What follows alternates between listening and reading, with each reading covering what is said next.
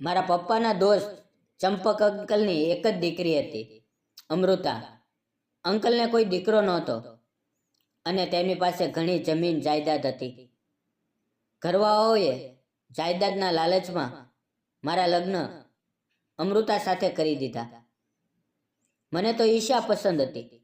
મેં mummy papa સામે ઘણી વાર હાથ જોડીને વિનંતી કરી કે અમૃતા સાથે લગ્ન ન કરાવો, પણ મારી કોઈ વાતનું અસર ન થઈ.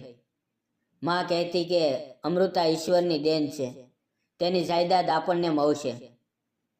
પપ્પાએ પણ માની લીધું. આખરે લગ્ન થઈ ગયા.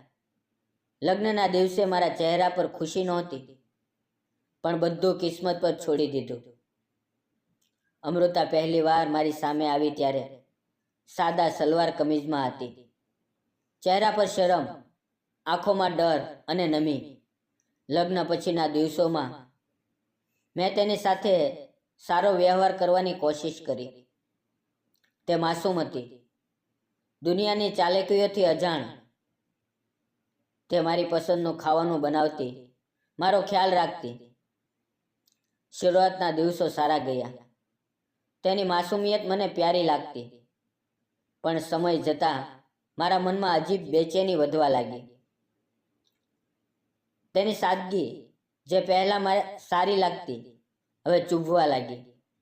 તે દરેક વાતમાં મારી પરવાનગી માંગતી, દરેક નિર્ણય મારા પર છોડી દેતી.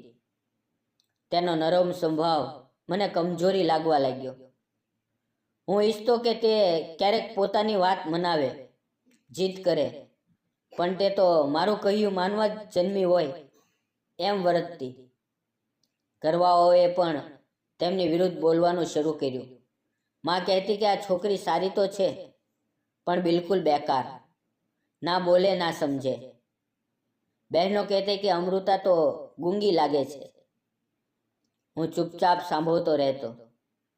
મારી ખામોશીએ બધાને એવો વિશ્વાસ આપી દીધો કે હું પણ તેમની વિરુદ્ધ છું. એક દિવસ ફોન આવ્યો કે અંકલની તબિયત ખૂબ ખરાબ છે. અમૃતા રડવા લાગી. મેં તેને ગળે લગાવીને સાંત્વના આપી. અમે તરત જ અંકલના ઘરે પહોંચ્યા, પણ તેમનું અવસાન થઈ ચૂક્યું હતું. અમૃતા દહાડા મારીને રડવા લાગી. હું તેના દુઃખને મહેસૂસ કરતો હતો, પણ કંઈ કરી શકતો નહોતો. અંકલના અવસાન પછી અમૃતા ઘરને ભાડે આપીને અમારી સાથે રહેવા આવી. હું તેમનું મન બહેલાવવાની કોશિશ કરતો. જાયદાદના કાગળો આવ્યા ત્યારે માના ચહેરા પર ખુશી હતી. તે કહેતા કે અમૃતા હવે આપણી છે, જમીન પણ આપણી થશે. મને સમજાઈ ગયું કે માએ જાયદાદ માટે જ લગ્ન કરાવ્યા હતા. અંકલને પણ મીઠી વાતોથી ફસાવ્યા હતા, પણ વસિયતમાં લખ્યું હતું કે અમૃતા મારા મૃત્યુ પછી 25 વર્ષ પહેલાં જાયદાદ કોઈને આપી શકે નહીં. આ સાંભળીને માનો રંગ ઉડી ગયો. તેમનો વ્યવહાર બદલાઈ ગયો.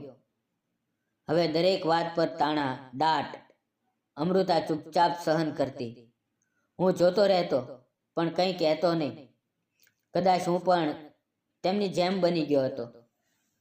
અમૃતાની ઉંમર 22 વર્ષની થઈ. અમારી એક દીકરી થઈ. દીકરી થતાં જ માએ તેની સાથે નવી દુશ્મની શરૂ કરી. તાણા આપતા કે દીકરીનો જન્મ આપી. કાશ દીકરો આપત તો સહારો બનત. અમૃતા દુઃખી થતી પણ ચૂપ રહેતી. હું તેનાથી દૂર થતો ગયો. બહારથી ખાઈને આવતો. તે મારી રાહ જોતી, પણ હું મોડો આવતો. ઘરમાં ઝઘડા વધ્યા. માં કહેતી કે આ છોકરી બોજ છે. એક દિવસ સવારે અમૃતા નાસ્તો બનાવતી હતી. માં આવી અને બિનજરૂરી ચીડાઈ. મેં પણ માનો સાથ આપ્યો અને ચીડી ઉઠ્યો. તે આંસુ ભરી આંખે ઊભી રહી. ત્યાર પછી ઝઘડા રોજ થવા લાગ્યા. હવે અમૃતા બદલાઈ ગઈ, ખામોશ, ઘરના કામમાં ડૂબેલી. માં તેને ત્રાસ આપતી, ખોરાક ઓછો, કપડાં છુપાવી દેવા. એક દિવસ માએ કહ્યું કે આને ઘરમાંથી કાઢી મૂકો, નહીંતર તમારી દીકરી પણ એવી જ થશે. મારી ધીરજ ખૂટી ગઈ. હું રાત્રે આવ્યો ને કહ્યું, સવારે જતી રહેજે અહીંયાથી. તેણે કહ્યું, હું દીકરીને લઈને જઈશ. મેં ગુસ્સે કહ્યું, દીકરી અહીંયા રહેશે. તેણે દીકરીને ચુંબન કરીને કહ્યું, ભગવાન તમને અક્કલ આપે, અને ચાલી ગઈ. તે જતાં જ ઘરમાં સુકૂન લાગ્યું, પણ મારું મન ખાલી થઈ ગયું. હું કામ પર જતો, મોડો આવતો. દીકરીની જવાબદારી મારા પર હતી, પણ હું તેને સમય કે પ્યાર ન આપી શક્યો. માં શરૂઆતમાં સંભાળતા, પણ પછી ત્રાસ આપવા લાગ્યા. દીકરી રડે તો દાટે, મારે. હું બહારથી ખાઈને આવતો, ઘરમાં ગંદકી. હવે ખામોશી વધી. દીકરી મેલા કપડામાં, ઉલઝેલા વાવ, ડરેલી રહેતી. તે અમૃતાની જૂની વસ્તુ પકડીને સૂતી. એક દિવસ હું કામથી વહેલો આવ્યો. ઘરમાં અવાજ હતો. દરવાજો ખોલ્યો તો મા દીકરીને બુરી રીતે મારતા હતા. તે અમૃતાનો ફોટો પકડીને માની પાસે જવાની જીદ કરતી હતી. માં ચીડી રહ્યા હતા કે આણે ગંદકી અમારી પાસે ફેંકી છે. મેં બધું ભૂલીને દીકરીને ઉઠાવી. માનો હાથ રોક્યો અને ગુસ્સેથી ચીડાયો. બસ કરો માં. મેં દીકરીને ગોદમાં લીધી અને સીધા અમૃતાના ઘરે ગયો. દરવાજો ખોલ્યો તો અમૃતા મારી સામે આવી. તેનો ચહેરો મુરઝાયેલો, આંખો નીચી ખાડા પડી ગયા હતા.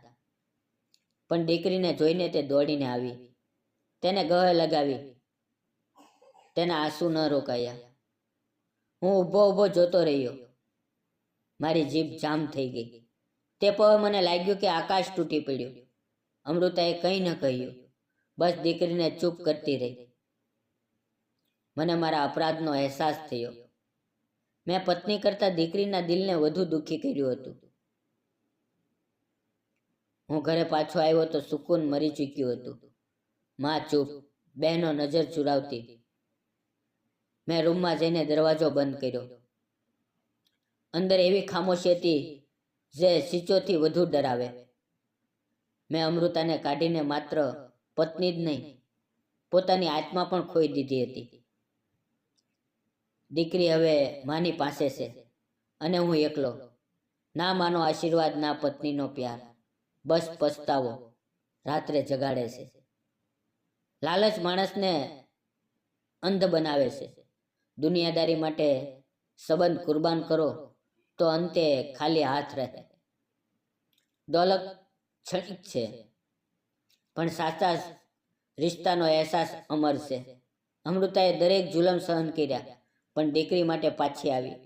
તે 25ની થઈ ત્યારે જાયદાદ મારા નામે કરવાનું કહ્યું. મેં ના પાડી. મારે તેની માફી જોઈતી હતી.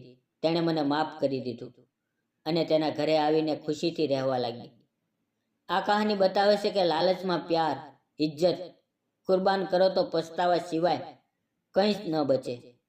સંબંધની બુનિયાદ વિશ્વાસ અને ત્યાગ પર હોવી જોઈએ, લાલચ પર નહીં. તો દોસ્તો, આ કહાની તમને કેવી લાગી કોમેન્ટમાં જરૂર કહેજો. જો પસંદ આવી હોય તો લાઈક કરજો. ચેનલને હજુ સબસ્ક્રાઈબ ન કરી હોય તો કરી લેજો. મળીએ એક નવી કહાની સાથે. ત્યાં સુધી આવજો. વિડીયો જોવા બદલ આપ સૌ મિત્રોનો દિલથી ખૂબ ખૂબ ધન્યવાદ.